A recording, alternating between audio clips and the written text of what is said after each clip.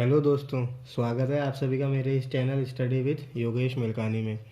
तो जैसा कि हमारा चैप्टर चल रहा था ट्रायंगल्स, जिस पे हमने प्रीवियस वीडियो में सीखा था कि किस तरीके से ट्रायंगल्स क्या होते हैं, आपस में सिमिलर हो सकते हैं। Criterion for similarity for triangles हमने सीखा था, जिसमें हमने उसके 4 क्राइटेरिया देखे हैं: SSS, SAS, ट्रिपल ए और डबल ए।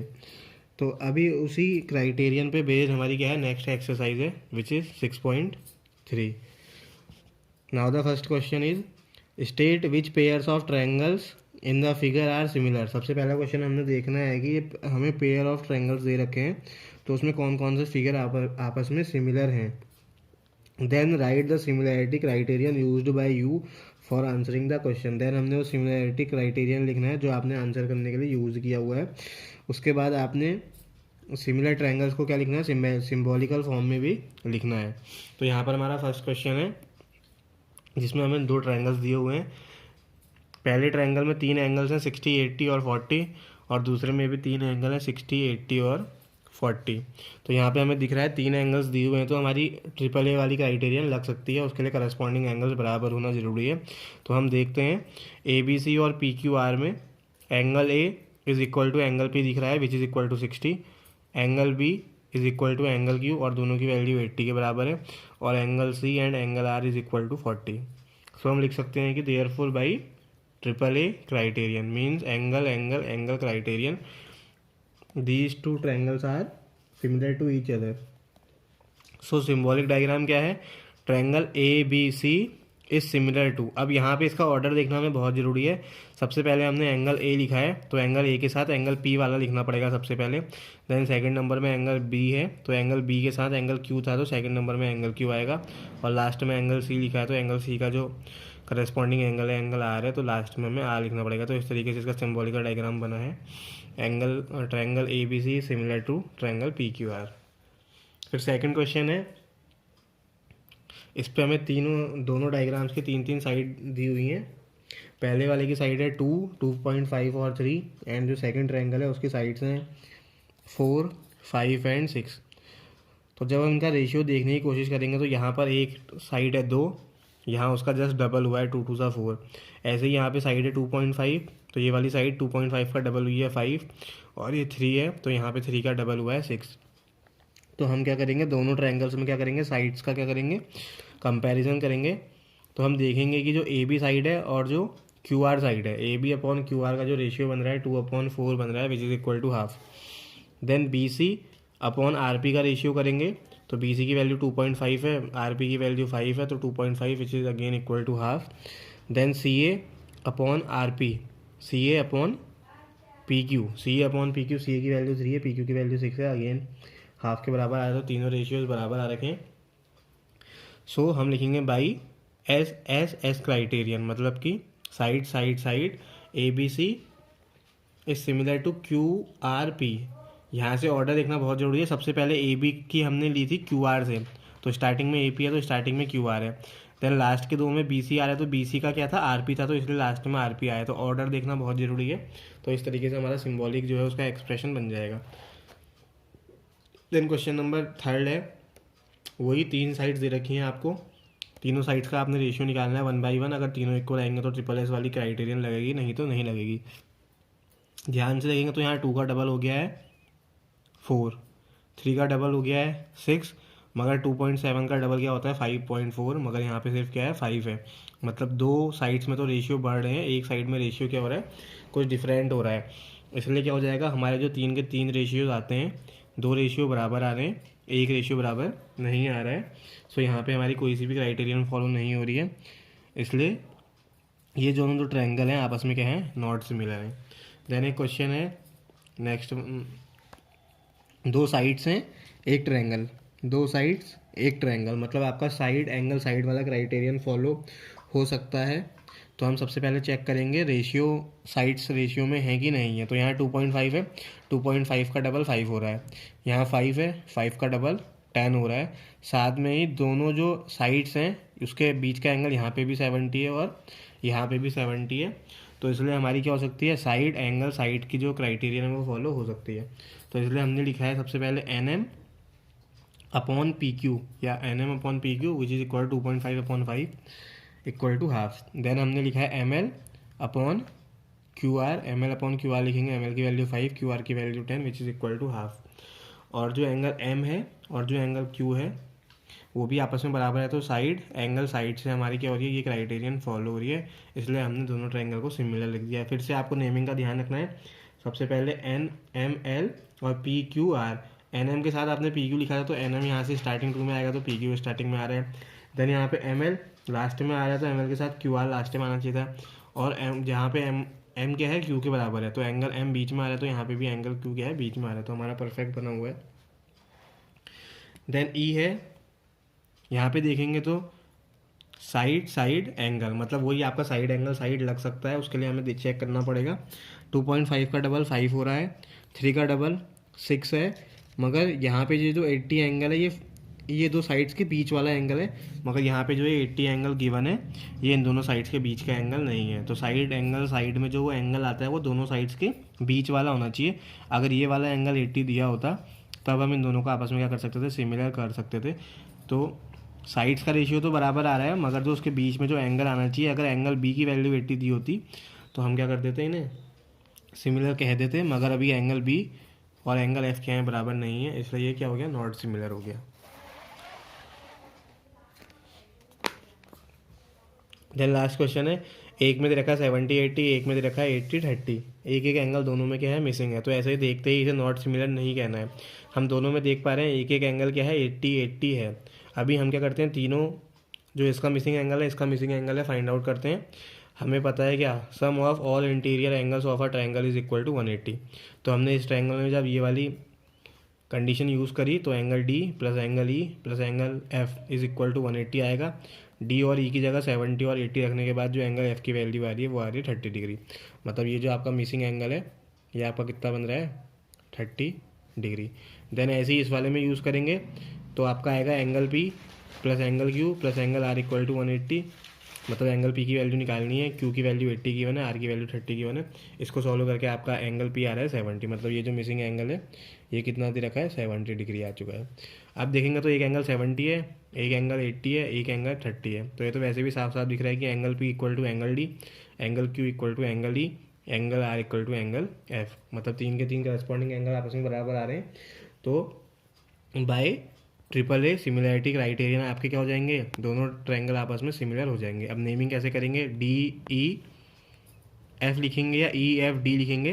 तो ई ये 80 है तो यहाँ पे क्यू 80 है, एफ 30 है तो आर 30 है। तो अगर नेमिंग आप ऐसे चलाएंगे ई एफ डी तो क्यू आर पी ऐसे नेमिंग करनी होगी, तो इसलिए मैंने लिखा है triangle E F D is similar to angle Q R P. तो ये हो चुका है। अब सेकंड क्वेश्चन की तरफ बढ़ते हैं। एक डायग्राम है जिसमें दो ट्रायंगल आपको आपस में सिमिलर दिए हुए हैं, दो एंगल्स की वैल्यू गिवन है और 3 मिसिंग एंगल आपको निकालने हैं। यहाँ पे दिया हुआ है जो ट्रायंगल ओ डी सी है, ट्रायंगल ओ बी ए के क्या है, सिमिलर है। ओ डी सी आपका डायग्राम में ओ डी सी ये है, ओ बी ए ये है। मतलब आपको बेसिकली ये दोनों ये वाला ट्रायंगल इसके क्या दे रखा है, सिमिलर दे रखा है। एंगल बी ओ सी की वैल्यू 125 है, बी ओ सी आपका ये एंगल है, तो ये एंगल आपको कितना दिया हुआ है, 125 दिया हुआ है। एंगल सी डी ओ आपको 70 दिया हुआ है। तो यहाँ से सबसे पहले हमें दिख रहा है जब हम सॉल्यूशन करेंगे तो डी ओ बी ये क्या है, एक स्ट्रेट लाइन है और हमें पता है स्ट्रेट लाइन का एंगल कितना होता है, 180 डिग्री के बराबर होता है। मतलब ये जो स्ट्रेट लाइन का एंगल बना है ये यहाँ से यहाँ तक का पूरा कितना होना चाहिए था, 180 होना चाहिए था। तो हम लिखेंगे angle D O C plus C O B equal to total 180। तो angle D O C plus angle C O B equal to 180। C O B की वैल्यू 125 गिवन है, यहाँ से 180 में से 125 घटाएंगे तो आपका एंगल डी ओ सी आ जाना है 55 डिग्री।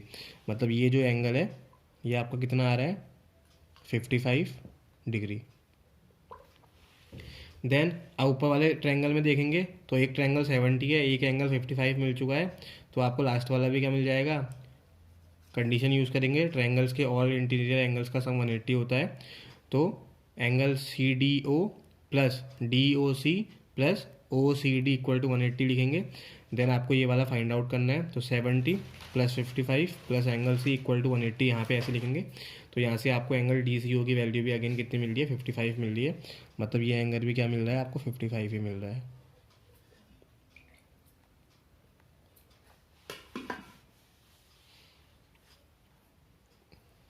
अब क्योंकि हमें पता है कि गिवन है triangle O D C is similar to O B है, ये वाला जो ट्रायंगल है ये इस वाले ट्रायंगल के क्या था आपका, सिमिलर था। तो मतलब आपके आपस में भी क्या हो जाएंगे, तो यहाँ पे आपका इसलिए जो है करस्पॉन्डिंग एंगल्स भी क्या हो जाएंगे, आपस में इक्वल हो जाएंगे। इसलिए आपका एंगल जो ओ ए बी है, ओ ए बी, अगर यहाँ से देखेंगे नाम से ही पकड़िए, ये ओ ए बी किसके बराबर होगा, ओ सी डी के। ऑर्डर मेंटेन करना है। ओ के बाद अगर हमने बी लिया है, क्योंकि हमने ये दोनों तो ऑलरेडी निकाल चुके हैं, हमें ये वाला एंगल देखना है। तो अगर ये सिमिलर है तो इसका मतलब इनके करस्पॉन्डिंग एंगल भी क्या होंगे, सिमिलर होंगे। करस्पॉन्डिंग एंगल की नेमिंग करेंगे तो ओ ए बी कर रहे हैं तो वही सेम ऑर्डर यहाँ भी फॉलो होगा, ओ सी डी। तो इसलिए मैंने लिखा है जो एंगल ओ ए बी है, एंगल ओ सी डी के बराबर होगा। और ओ सी डी की वैल्यू अभी थोड़ी देर पहले ये निकाल के लाए हैं हम, ओ सी डी इक्वल टू 55, मतलब ये वैल्यू 55 है। तो सिमिलर की कंडीशन से ये वैल्यू कितनी हो जाएगी, 55, hence angle O A B equal to 55। मतलब तीनों के तीनों एंगल की जो वैल्यू आ रही है 55 डिग्री आ रही है। देन बढ़ते हैं थर्ड क्वेश्चन की ओर। Diagonals A C and B D of a trapezium A B C D with A B is parallel to D C intersect each other at a point O. मतलब एक हमने trapezium लिया है, trapezium बना देता हूँ मैं यहाँ पर। ये हमारा ट्रेपीजियम बन रहा है जिसमें उसकी दो साइड क्या होती हैं, आपस में पैरेलल, और जो बाकी की दो साइड्स होती हैं वो क्या होती हैं, पैरेलल नहीं होती हैं। तो यही जो साइड्स हैं, दो पैरेलल साइड्स ए बी और डी सी हैं। तो ये एक ए बी है, एक डी सी है। अब नेमिंग में यहाँ से शुरू करता हूँ, ए बी, तो सी डी चलेगा, ना कि A B C D. Order follow करना बहुत जरूरी है, या तो क्लॉकवाइज में चलोगे या एंटी क्लॉकवाइज में। तो यहाँ से हमने स्टार्ट किया तो A B C D, condition भी फॉलो हो रही है, A B parallel to D C है, A B parallel to D C है। देन उसने बोल रखा है कि आपको क्या करना है, वो इंटरसेक्ट कर रहे हैं जो उसके डायगोनल्स हैं ए सी और बी डी। तो ये एक डायगोनल बना है बी डी, ये एक डायगोनल बना है ए सी, ये इंटरसेक्ट कर रहे हैं आपस में ओ पे। तो हमने क्या करना है, इनको सिमिलैरिटी क्राइटेरियन से हमने क्या करना है, कंडीशन निकालनी है कि A O upon O C is equal to O B upon O D. अब इसको शुरू कैसे करेंगे, तो सबसे पहले आप जिसको शो करना है आप उस पर ध्यान दीजिए। एक साइड आपको दे रखी है ए ओ, मतलब बेसिकली ये वही है, क्राइटेरियन है। तो मतलब इसने क्या करा होगा, दो ट्रायंगल्स का रेशियो ले रखा है। तो वो कौन कौन से दो ट्रायंगल्स की साइड है, एक है ए ओ, तो ए ओ आपकी ये है। एक है ओ सी, तो ओ सी आपकी ये है। फिर है ओ बी, तो ओ बी आपकी ये है। फिर है ओ डी, तो ओ डी आपकी ये है। तो आपको ध्यान से दिख रहा होगा, इन दोनों साइड से एक नीचे वाला ट्रायंगल बन रहा है, इन दोनों साइड से ये ऊपर वाला ट्रायंगल बन जाएगा। मतलब बेसिकली आपने इन दोनों को क्या कर देना है, सिमिलर प्रूफ कर देना है। अगर आप सिमिलर प्रूफ कर देंगे देन उनकी करस्पॉन्डिंग साइड्स का रेशियो भी क्या आएगा, इक्वल आ जाएगा। तो हम क्या करते हैं, इनको सबसे पहले आपस में सिमिलर प्रूफ करने की कोशिश करते हैं। तो मैंने लिखा है in triangle D O C B O A. तो सबसे पहले हमें एक कंडीशन पता है कि ए बी सी डी के क्या है, पैरेलल है। तो आपने 9th 6th 7th 8th class में पढ़ा होगा, एंगल्स के बारे में वहाँ बहुत पढ़ाया जाता था। अगर दो लाइन्स आपस में पैरेलल हैं और अगर उसे कोई एक इस तरीके से एक लाइन क्या करती है, कट करती है, तो ये जो जेड के अंदर के एंगल्स होते हैं ये आपस में क्या होते हैं, बराबर होते हैं। और इनका जो नाम होता है वो क्या होता है, अल्टरनेट इंटीरियर एंगल। इनका नाम होता है अल्टरनेट इंटीरियर एंगल। तो सेम आप वो चीज़ यहाँ देखेंगे, A B is parallel to D C दे रखा है, एक लाइन से ऐसे कट करते हुए जा रही है। तो इसका मतलब है ये जो जेड के अंदर के वो हैं, ये एंगल आपस में बराबर होंगे। तो यहाँ से आप लिखोगे A B O equal to O D C, O D C A B O. आगे पीछे लिख सकते हैं, बस जो बीच में एंगल आता है वो बीच में आना जरूरी होता है। तो ये यहाँ से हो गई। सिमिलरली एक जेड ऐसे बन रहा है, तो एक जेड के एंगल का ये जो एंगल होगा ये वाला इसके बराबर होगा। तो इसलिए हम लिखेंगे एंगल बी ए ओ या ओ ए बी, जो भी लिखना चाहें। तो ओ ए बी लिखा हुआ है, फिर ओ सी डी बोले या डी सी ओ बोले। तो ये दूसरी कंडीशन है।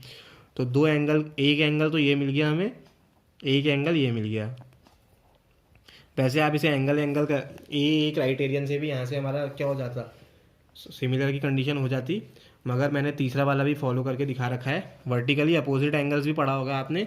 अगर दो लाइंस आपस में क्या करती हैं, कट करती हैं, जैसे मैं यहाँ पे बना देता हूँ, अगर दो लाइंस आपस में इस तरीके से कट करती हैं तो ये जो आमने सामने के एंगल होते हैं, इसके सामने का एंगल ये है तो ये दोनों आपस में बराबर होंगे, और इधर वाले के सामने का एंगल ये है तो आपस में ये बराबर होंगे। तो इनको हम क्या बोलते थे, वर्टिकली अपोजिट एंगल्स बोलते थे।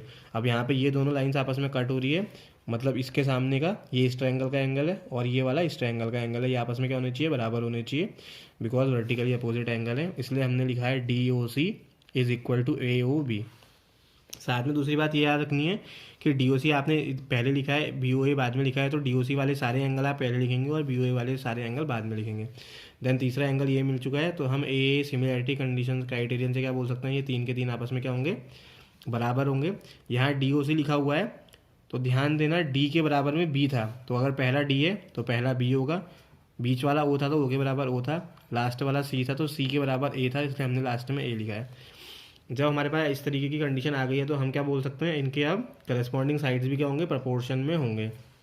तो करस्पॉन्डिंग साइड्स आप ले लीजिए, DO अपॉन BO, फिर OC अपॉन OA, और थर्ड वाली लेना चाहेंगे तो C के बाद D पड़ेगा, A के बाद B आएगा, तो CD अपॉन AB। फिलहाल हमें प्रूफ में दो ही दिखाना है, आप चेक कर लीजिए कौन से दो हैं।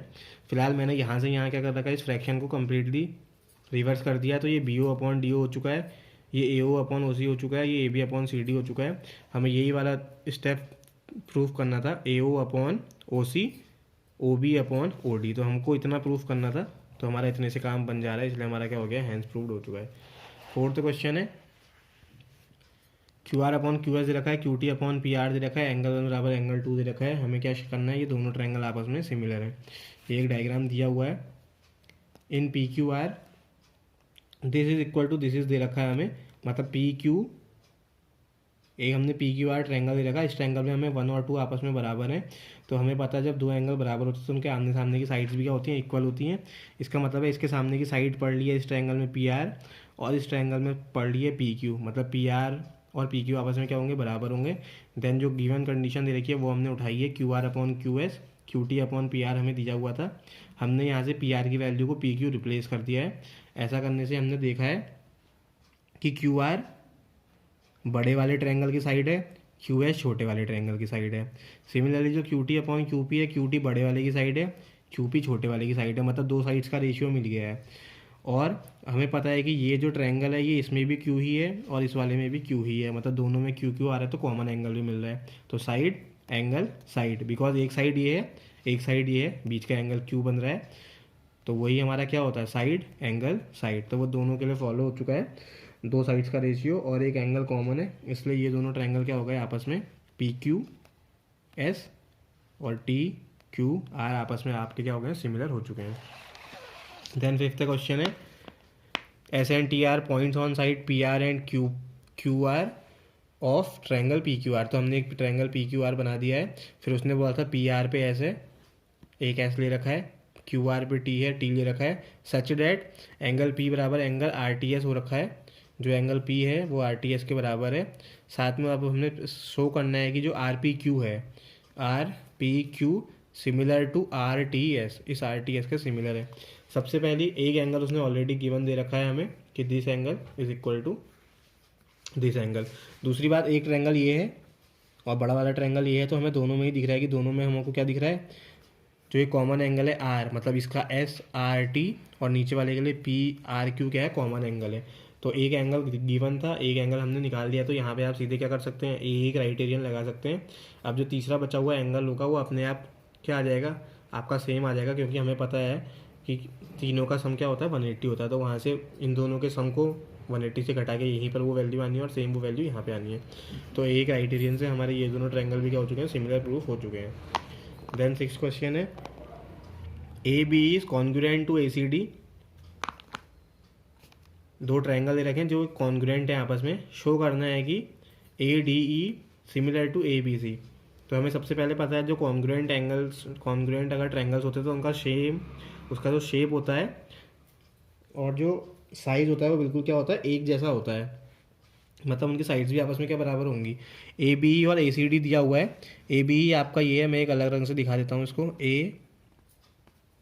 ABE ये वाला ट्रायंगल, एक ट्रायंगल ये है और एक ट्रायंगल ए सी डी है, मतलब ए सी डी, एक ये इधर वाला ट्रायंगल है, ये वाला। तो इसका मतलब है इसका छोटा बेस है और ये इस वाले का बेस है, ये दोनों बेस आपस में बराबर होंगे। ऐसी जो इसकी ये वाली साइड है ये इसकी ये वाली साइड के बराबर होगी, और जो ये बाहर वाली साइड है ये इसकी बाहर वाली साइड के बराबर होगी। इसलिए हमने लिखा है A B equal to A C. फिर देन मैंने लिखा है A E equal to A D, और इसी दूसरी क्वेश्चन को मैंने पलट दिया है A D equal to A E, because आप अगर अपना सॉल्यूशन देखेंगे जो शो करना है हमें ए डी और ए बी सी प्रूव करना है, ए डी ई और ए बी सी। तो कहीं ना कहीं ये सिमिलर कैसे होंगे, जब आप इनका क्या लेंगे रेशियो का, मतलब इनकी साइड्स का रेशियो लेंगे और उनको इक्वल दिखाएंगे। मतलब हमें ए डी और ए बी का रेशियो चाहिए, ए ई और ए सी का रेशियो चाहिए। तो मैंने इक्वेशन 1 और इक्वेशन 2 को डिवाइड कर दिया है। ए डी को ट्रांसफर करने, ए डी को इधर ट्रांसफर और ए को इधर ट्रांसफर इसलिए किया ताकि ए बी के नीचे ए डी आ जाए, ए सी के नीचे ए ई आ जाए।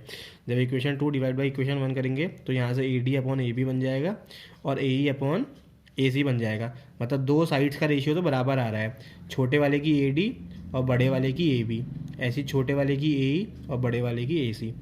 दो साइड्स आ चुकी हैं और उन दोनों साइड्स के बीच में बनने वाला एंगल क्या है, ए।